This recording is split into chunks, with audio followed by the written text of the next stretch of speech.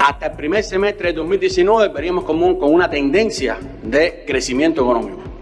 A partir de ahí, la economía tuvo 7 trimestres consecutivos de contracción.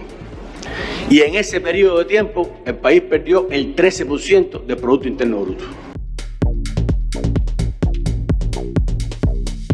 Que los resultados en el enfrentamiento a la COVID. Entonces no es verdad, y es una matriz de opinión que intenta montar al enemigo, que la causa de la inflación en Cuba es el erróneo diseño del ordenamiento monetario y el momento inadecuado en que el gobierno decidió implementarlo.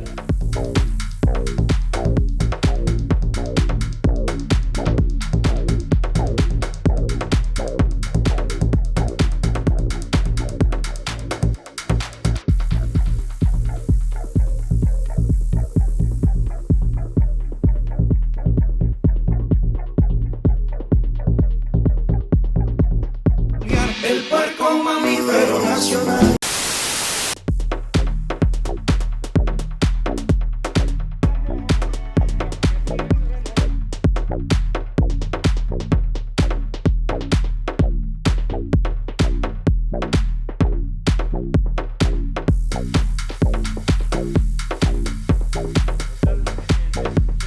En la carne de cerdo cruda y en cantidades y en libras no se puede vender en ningún lugar porque no existe en la provincia.